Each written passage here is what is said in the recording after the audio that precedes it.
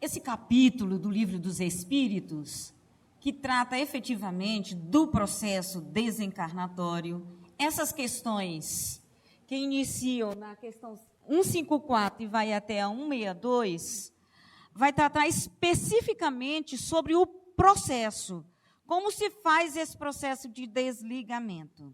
Quando se fala de morte, muitas pessoas ainda temem falar sobre esse assunto, conversar sobre esse assunto.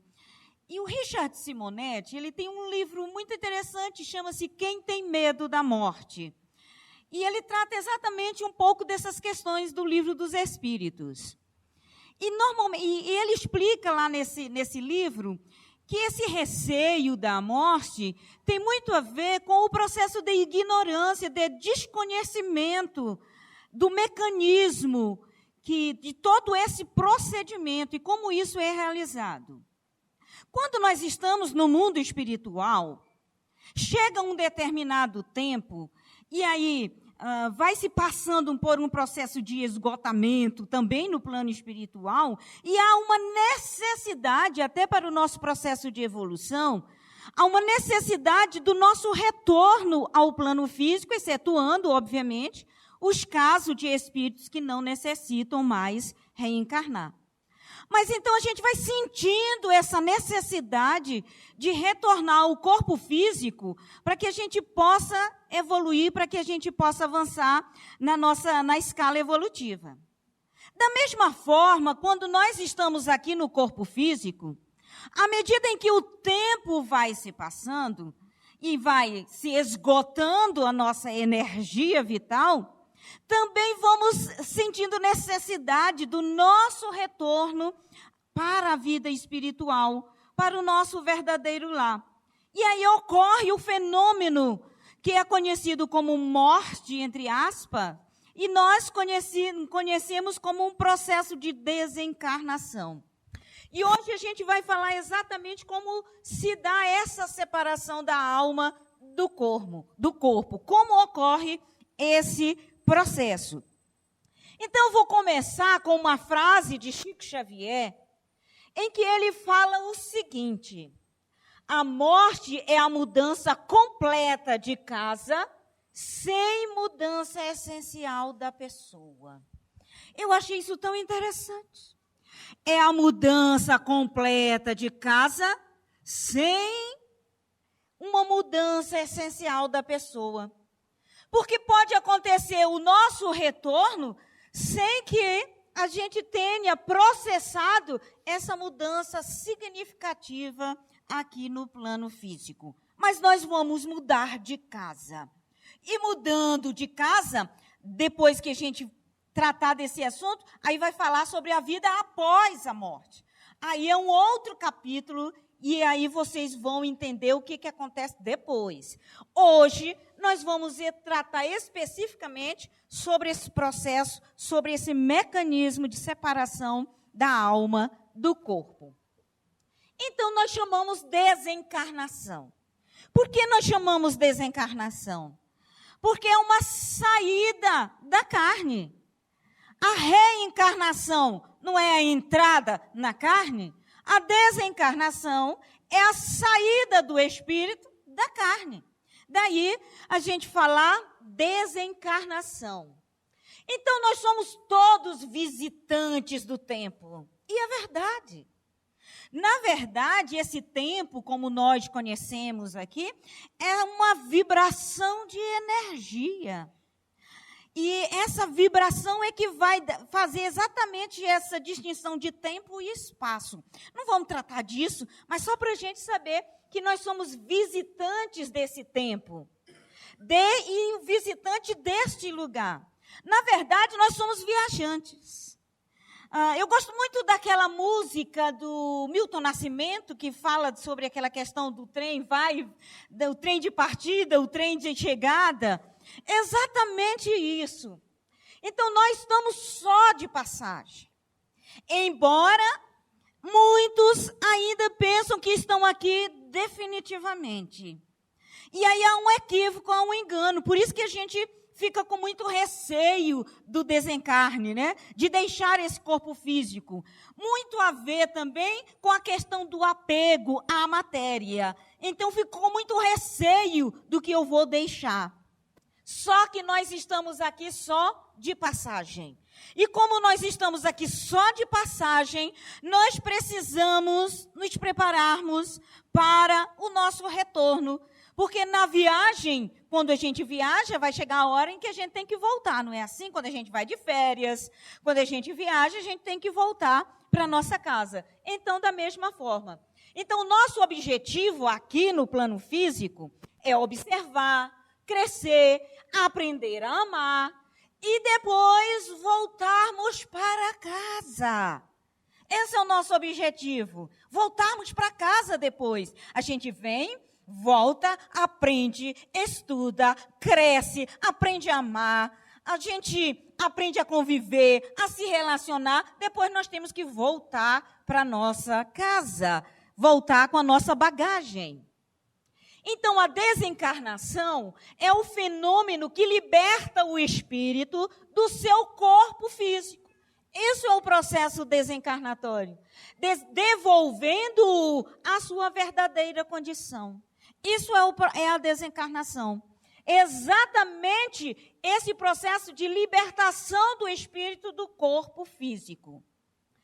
É o mecanismo natural de transferência para outra realidade da vida. Então, vejam que interessante. É um mecanismo natural de transferência para uma outra realidade da vida. E como nós estamos aqui transitoriamente, só de passagem, nós vamos voltar para essa outra realidade, a realidade espiritual. Como nós vamos chegar lá? Aí vai depender, óbvio, do que a gente realizou enquanto nós estamos caminhando aqui no corpo físico. Então, a morte do corpo é a mudança de habitat vibratório. É só isso. Eu vou mudar de habitat, é a questão vibratória. Isso vai mudar quando eu deixo o corpo físico.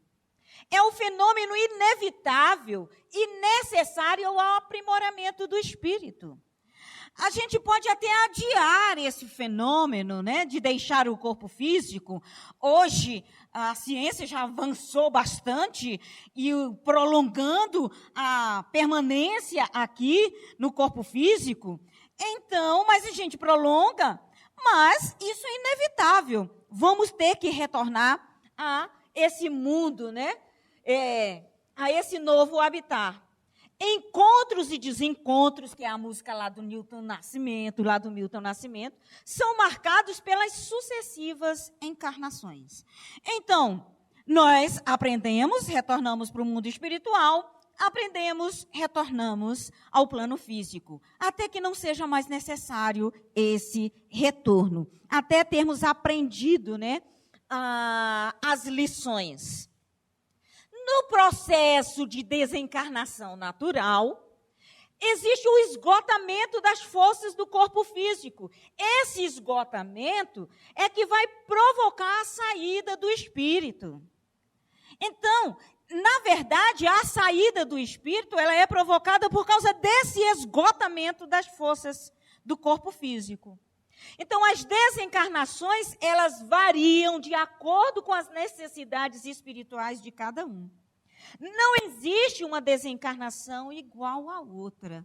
Por que não existe uma desencarnação igual à outra? Porque cada um está dentro da sua condição evolutiva. Cada um está dentro do seu aprendizado.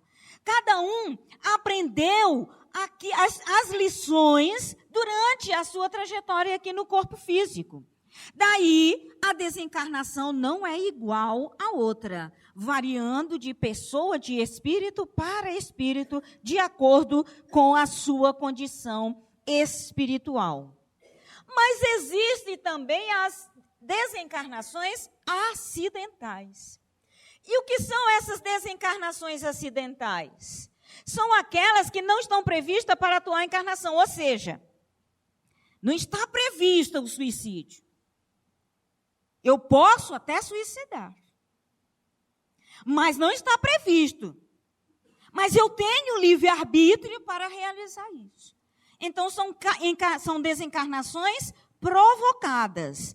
Então, esse processo, ele se verifica em decorrência, muitas vezes, de imprudências, imperícias ou negligências.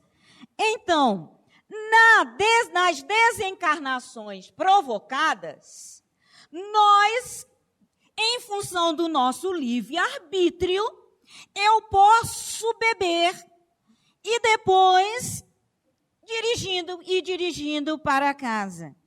Aí nós vamos ter uma companhia, né? Alguém vai dirigir para a gente, né? Porque a gente não vai dar conta. Então, essas são as desencarnações provocadas. Então, existe aquele processo natural, que é o processo de escoamento da energia vital, e existe aquelas que são acidentais e que são provocadas. Então, o que acontece? Como é que ocorre esse mecanismo da morte, né? Ou da desencarnação, morte entre aspas, né? No processo de morte natural, nós temos a exaustão do fluido vital. Isso vai provocar a deterioração do corpo físico, que vai levar ao desligamento do espírito. E nós temos as mortes provocadas, que não há uma exaustão do fluido vital. Há uma destruição, uma ruptura, às vezes brusca, do corpo físico, mas não há exaustão do fluido vital. Por isso que muitas vezes nessas mortes provocadas, ainda permanece esse fluido vital, no caso dos suicidas, por exemplo.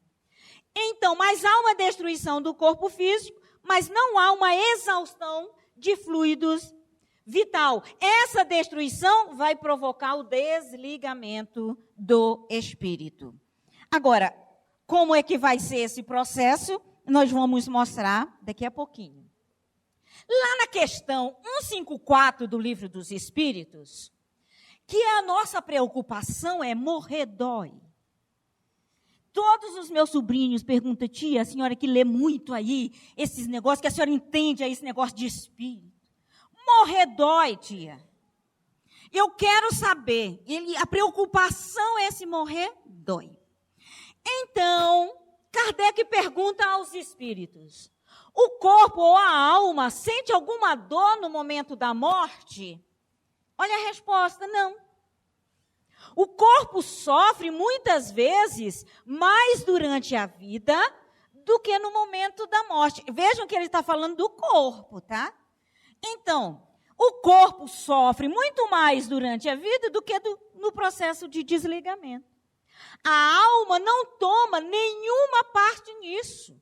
Os sofrimentos que às vezes ocorrem no momento da morte são uma alegria para o espírito que vê chegar o fim de seu exílio. Só que aí a gente precisa entender os dois tipos. O processo natural e as mortes que são provocadas. E aí há um processo mais doloroso na morte provocada. Mas aqui nós estamos falando em relação ao corpo físico. Então, por que é que não existe essa dor, né? Como a gente imagina, essa dor física, né? O que ocorre que não existe esse processo doloroso? Então, nessa separação da alma e do corpo, a rigor, ela não é dolorosa, essa separação. Na morte natural, deixa-se a vida sem perceber, em função da falência dos órgãos. A gente já viu isso, né? E na morte repentinas e violentas, aí sim, aí existe todo um processo mais longo e mais penoso, em função da forma como ocorreu esse processo de desligamento. Então, o que nos é ensinado? Excetuando os determinados casos de morte em acidente, outros casos excepcionais, aí entram aí as exceções, né, as mortes violentas, né, em que a criatura necessita daquela provação, Ou seja, o sofrimento intenso no momento da morte. Aí, existe um livro muito interessante, chama-se A Crise da Morte, Ernesto Bozano. Ele traz relatos muito interessantes sobre esse processo. E ali ele relata alguns casos em que esse processo é extremamente doloroso, né? Então, excetuando esses casos, né, de caso, inclusive, de provação, que precisa passar por esse momento, este, de um modo geral, não traz dor alguma, esse processo de desligamento. Por que não existe, não há esse processo de dor? Porque no momento em que está se processando o desencarne, existe uma demasiada concentração de dióxido de carbono. E o que provoca essa concentração de dióxido de carbono no organismo? Ele determina a anestesia do sistema nervoso central. Olha que interessante. Daí a gente não sente essas dores como a gente imagina, a não ser aquelas provocadas pela nossa mente, que a gente vai falar mais adiante. Então, essa concentração do gás carbônico no organismo, ela vai alterar o teor da anestesia do sistema nervoso central, provocando um fenômeno chamado acidose.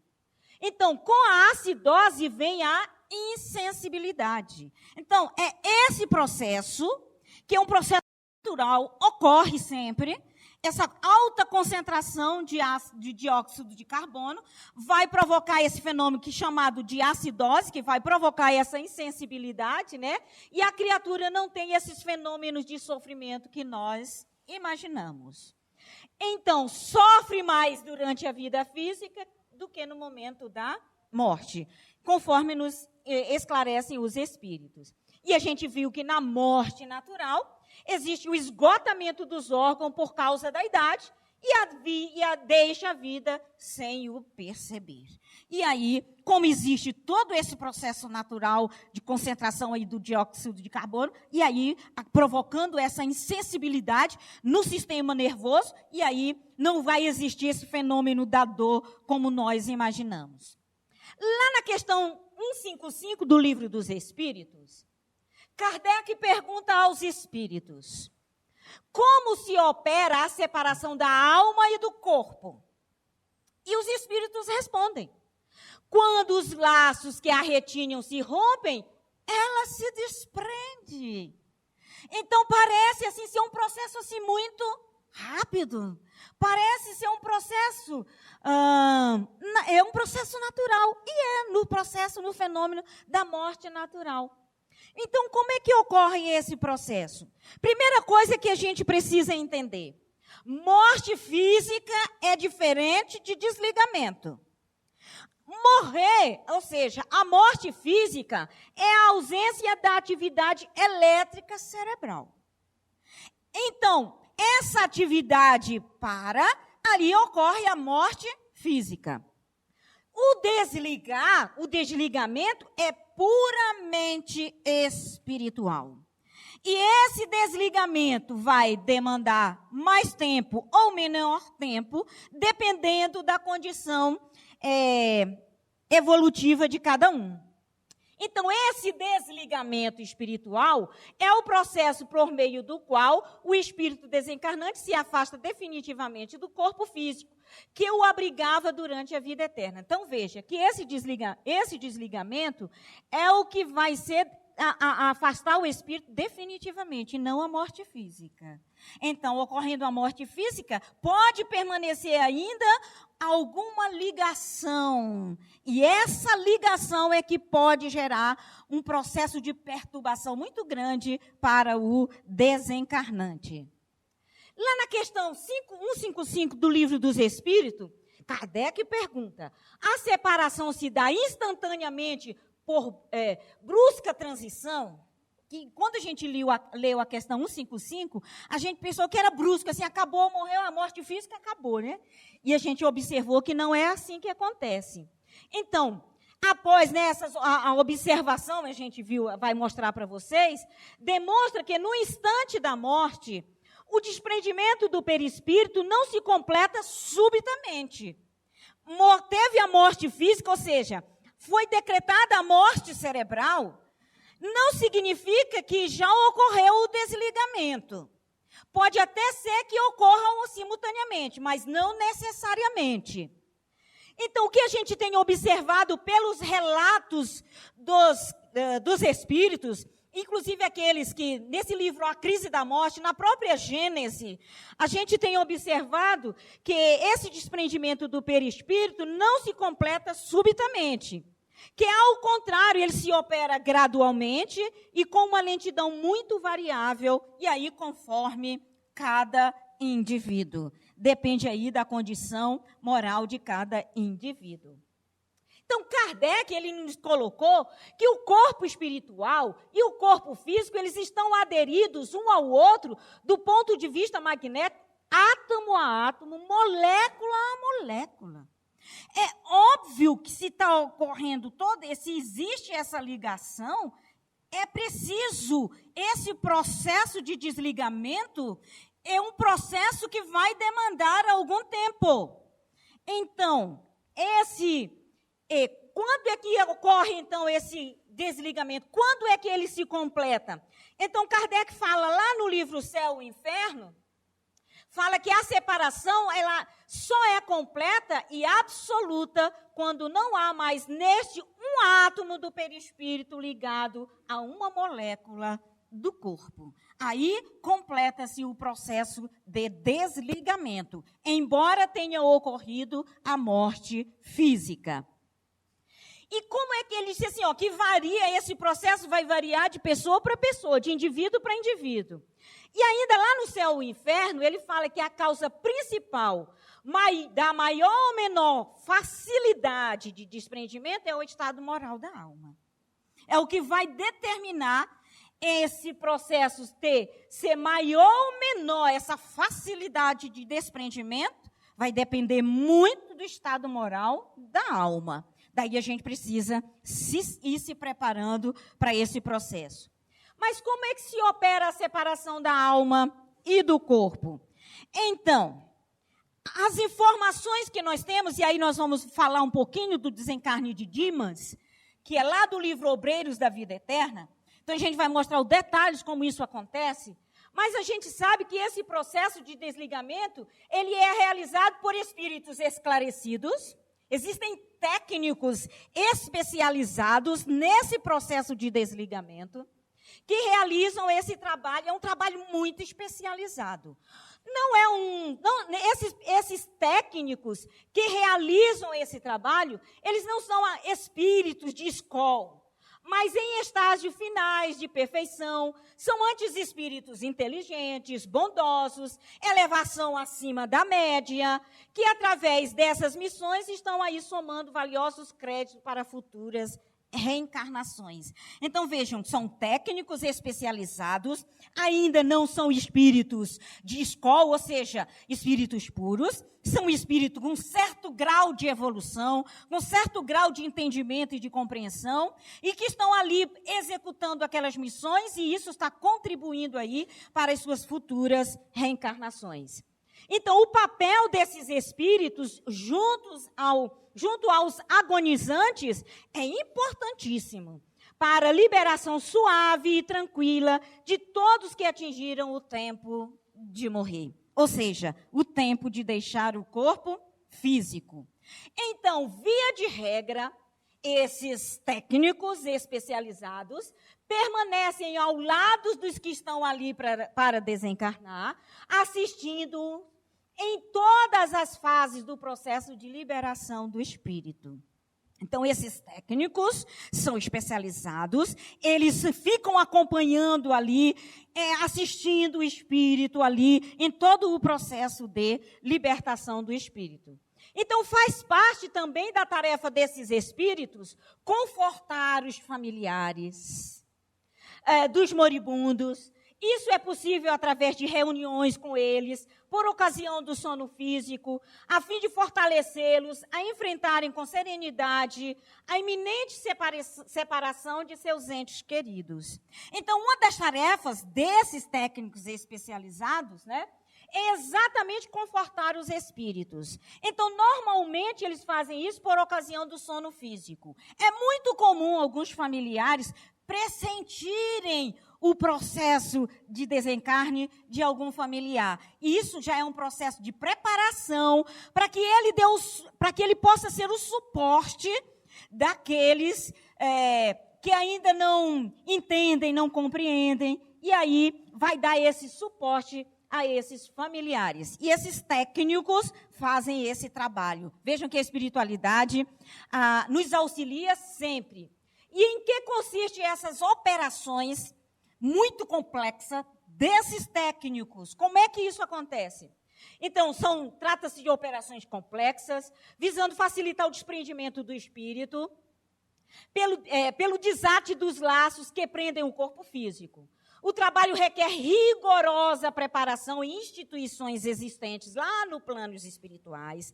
Então, esses técnicos, eles se preparam nessas instituições para que eles possam colaborar nesse processo de desligamento. Como é sabido, nós possuímos 7 centros de forças, dos quais 3 estão ligados diretamente ao processo desencarnatório. Então, durante o processo desencarnatório, desses 7, 3 estão intimamente relacionados nesse processo de desencarnação. O coronário, o cardíaco e o gástrico. Então, como é que André Luiz fala que esse processo, segundo André Luiz, o desligamento, via de regra, inicia com a porção caudal do corpo e, em sentido ascendente, atinge a região cefálica. Então, vai de baixo para cima, se é que a gente pode dizer, né? Porque está deitado, né? Quando não existe mais nenhum ponto de contato entre perispírito e corpo físico, o desencarnante, então, está completamente liberto da matéria. Então, como é que é feito esse processo? Então, começa pelo centro de força gástrico. Resulta, a partir do momento em que começa o processo de desligamento lá do centro de força gástrico, resulta o enrijecimento e o esfriamento dos membros inferiores. A partir do momento em que começa a fazer esse desligamento lá do centro gástrico, aí fisicamente o corpo começa a ficar enrijecido, né? E os membros inferiores, mãos e pés, começam a ficar frios, né? Então, através de operações magnéticas no tórax, eles atingem o cardíaco, ocasiona aí, quando chega ao cardíaco, ele ocasiona uma intensa arritmia cardíaca, precursora do estado comatoso aí do agonizante. E aí, a última intervenção é no centro coronário. Mas mesmo depois de realizada esta última operação, o laço fluídico ainda permanece ligando o corpo ao espírito. Veja bem. Ocorreu a morte física, não necessariamente o desligamento. Então, começa a se processar o desligamento. Começando com todo esse trabalho desses técnicos, desligando lá o centro gástrico, que já vai provocando aí esse processo aí no corpo físico, até que chega essa região do coronário, desligando, e aí o que acontece? Mas ainda o laço fluídico permanece ligado ao corpo, ligando o corpo ao espírito. Para familiares e amigos, tudo está consumado, porém, resta ainda desatar o laço final, que une o cérebro, cérebro a cérebro, corpo físico com o corpo perispiritual. E aí demanda algum tempo. Então, para a gente entender esse processo, eu trouxe aqui o processo de desencarnação de Dimas. Está lá no livro Obreiros da Vida Eterna, de André Luiz. Então, Jerônimo, ele traz alguns esclarecimentos. A gente falou, dos 3 centros de força, o gástrico, o cardíaco e o coronário. Então, o Jerônimo, lá nesse livro, ele fala que há 3 regiões orgânicas que exigem cuidado na liberação da alma. Ele chama de centro vegetativo, que a gente chama de gástrico, né? Sede das manifestações fisiológicas, ali o ventre, né? Aí, o outro, que é o centro emocional, que é o cardíaco, né? Que é a zona dos sentimentos, ali na região do tórax. E o centro mental, que é o mais importante, que é a região do cérebro. Pela figura, dá para vocês entenderem o 1, 2 e o 3. Como é que essas três regiões são fundamentais no processo de desligamento. Então, a descrição do processo de desencarnatório de Dimas, qual é a primeira medida que o Jerônimo fala para a gente? É o isolamento do sistema nervoso. Olha só que interessante. Lembra que a gente falou lá do sistema, que nesse isolamento aí é que vai provocar essa insensibilidade. E aí, a partir desse isolamento do sistema nervoso, são efetuadas operações magnéticas, que no caso do Dimas foram feitas por Jerônimo. Isso vai provocar insensibilização no vago, que é o desligamento das vísceras. Depois ele vem o isolamento do sistema nervoso simpático, e aí vai a neutralização do cérebro.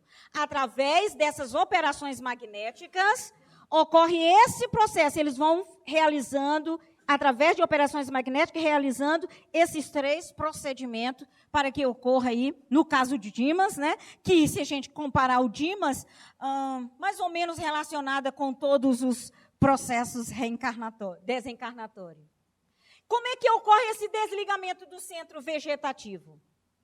Bem na área do centro gástrico. A figura está mostrando ali, ó.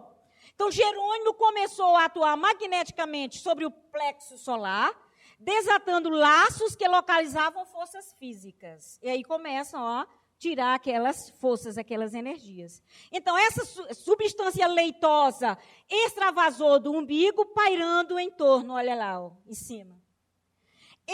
Esticaram-se os membros inferiores com sintoma de esfriamento. Tudo que a gente já falou anteriormente, ocorrendo exatamente no processo de desligamento do Dimas.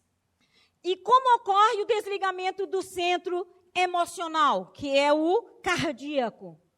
Então, depois de efetuado aquele processo, feito o primeiro, vocês estão vendo lá na figura, com passes concentrados no tórax, Jerônimo relaxou os elos que mantinham a coesão celular do centro emotivo, a parte, né, do centro cardíaco. Então, o coração passou a funcionar como uma bomba mecânica desregulada.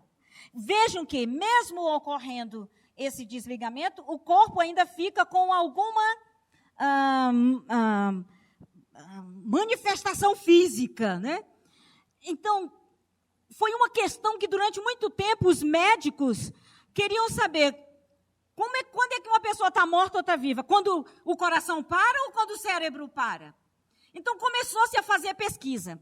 Aí, os estudiosos, lá na Revolução Francesa, e que degolavam a cabeça das pessoas, cortavam a cabeça das pessoas, e então eles foram estudar. E aí eles perceberam que, quando cortavam a cabeça, o coração continuava batendo. Aí eles perguntavam, está morto ou está vivo?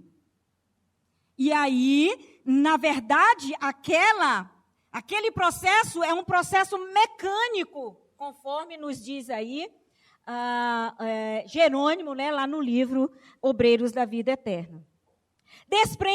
Desprenderam-se mais substâncias do epigástrico à garganta. Ali a gente está vendo aí essas substâncias sendo provocadas, né, no processo de desligamento. E como é que ocorre o desligamento do centro mental? Então, vocês vejam que aí os três centros, né? Então, Jerônimo concentrou-se no cérebro, aplicando todo o seu potencial de energia para que ocorresse ali, né, esse desligamento do centro mental. Brilhante chama violeta dourada desligou-se da região craniana. Isso é a descrição que Jerônimo coloca lá no livro Obreiros da Vida Eterna. Então, essa chama transformou-se em uma maravilhosa cabeça idêntica à do corpo físico. Após foi se formando todo o corpo perispiritual de Dimas. Olha que interessante. Começou se desligando lá do centro gástrico, o cardíaco, e depois de desligado foi se formando como que uma cópia do corpo, né? Então, na verdade, o corpo físico é uma cópia do corpo espiritual. E aí se processou, aí ocorreu esse desligamento. Então, Dimas, desencarnado, elevou-se alguns centímetros acima de Dimas cadáver, né? Apenas ligado ao corpo através de leve cordão prateado, como vocês estão observando, entre o cérebro físico e o cérebro do corpo espiritual. E existe cérebro do corpo espiritual. Então, o cordão fluídico deveria permanecer até o dia imediato. Veja que ele não desligou. O caso de Dimas é porque é um caso em que é um processo mais doloroso, o caso de Dimas. Então, precisava permanecer ali há algum tempo para que pudesse ocorrer definitivamente. Você viu, ocorreu a morte física, mas permaneceu ainda ligado. E ele disse assim, apenas ligado, isso vai permanecer até o dia imediato, considerando aí as necessidades de Dimas, ainda não preparado para o desencarne mais rápido. Claro que aqueles que estão preparados, que já têm um entendimento, uma compreensão, esse processo pode acontecer mais rápido. No caso de Dimas, ele ainda não estava preparado, então ia demandar um tempo para que esse processo ocorresse. E aí vem a libertação final. E aí Jerônimo esclarece. Será no dia seguinte o desligamento do fio derradeiro que liga Dimas aos despojos físicos. Por enquanto, permanecerá na contemplação do passado, que se lhe descortina em visão panorâmica no campo interior. É aquela visão que todos os desencarnados relatam por ocasião do processo de desligamento, que é essa visão panorâmica. É uma visão de toda a sua vida durante a trajetória aqui no plano físico. A verdade é que essa visão panorâmica é como se fosse existe uma memória RAM. Eu vou imaginar. Existe no computador, na informática, existe uma memória RAM. Que enquanto nós estamos trabalhando no computador, a gente está utilizando dessa memória RAM. Quando a gente quer desligar o computador, aí a gente tem que salvar para que ele vá lá para a CPU, lá para o HD, para ficar na memória definitiva.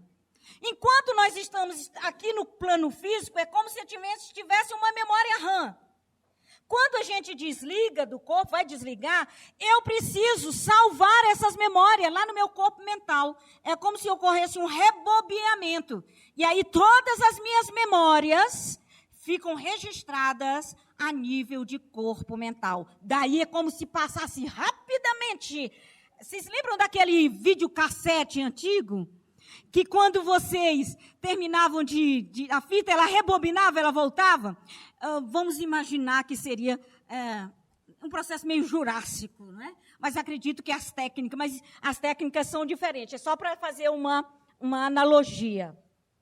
Então, esse processo é feito, ele fica recordando ali, descortinando todo aquele processo e a memória registrada definitivamente no seu corpo mental. Amanhã partirá em nossa companhia rumo ao abrigo espiritual. Aí todo o processo de desligamento do Dimas, mostrando aí como é que é feito e normalmente a regra é essa. O que vai variar é o tempo de desligamento, porque vai variar de espírito para espírito, dependendo da sua condição espiritual.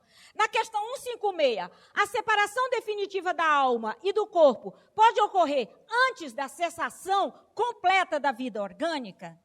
Olha que interessante, né? Ele pode, antes de ocorrer essa separação da vida orgânica, né? Ele pergunta... o corpo, né, ela pode ser definitiva, a alma pode se separar antes disso, né? E aí os espíritos falam para a gente, na agonia, a alma, algumas vezes, já tem deixado o corpo. Olha que interessante. Claro que isso vai depender da condição do espírito. Nada mais há que a vida orgânica. O homem já não tem a consciência de si mesmo, nesse processo que já estava um processo de desligamento. Entretanto, ainda lhe resta um sopro de vida orgânica, né? O corpo é a máquina que o coração põe em movimento. existe enquanto o coração faz circular, mas nas veias o sangue, para o que não necessita aí da alma. Então, enquanto tem lá aquela vida orgânica, daí a dúvida, né? Está morto ou está vivo? Em função de ainda existir, correndo ali todo aquele processo da vida orgânica. Mas pode, muitas vezes, a alma já está desligada, assim, desse processo. Questão 157. No momento da morte, a alma sente alguma vez qualquer aspiração ou êxtase que lhe faça entrever o mundo, onde vai de novo entrar? Né, no momento da morte. É muito interessante, e eu ia me especializar em tanatologia. Acabei deixando, mas eu acompanho muito os processos de desencarnação. Da tanatologia são pessoas especializadas para ajudar as pessoas a desencarnarem. E aí, o que acontece? Muitas vezes, a doutora Elisabeth Kübler-Ross, ela tem um livro muito interessante, que é uma psiquiatra estudiosa do processo desencarnatório, não é um livro espírita, mas ela tem um estudo muito interessante sobre esse processo. E então, muitas vezes, a gente, acompanhando esse processo, a gente percebe, né, que o agonizante, a pessoa que está deixando o corpo físico, eles conseguem antever lá, já vendo, inclusive, alguns familiares, já percebendo a presença de algumas pessoas, já antevendo aí vendo alguma coisa aí do que vai encontrar na vida futura. Pode encontrar também os cobradores, né, não? Então, muitas vezes a alma sente que se desfazem os laços que aprendem ao corpo. Entrega, então, todos os esforços para desfazê-lo. Aí a pessoa que já tem esse entendimento, se não for muito apegado à matéria, porque quanto mais apegado, mais ele se prende à matéria. Se não for, ele, claro, vai enveredar todos os esforços para desfazer, né, inteiramente essa ligação. Já em parte desprendida da matéria, vê o futuro desdobrar-se diante de si e goza, por antecipação, do estado de espírito. Claro, variando aí a condição moral do espírito. Na questão 159, que sensação experimenta a alma no momento em que reconhece estar no mundo dos espíritos? Bom, eu já cheguei no mundo espiritual. E agora? Esse é o grande problema, né? E agora? Cheguei. Estou de volta para minha casa.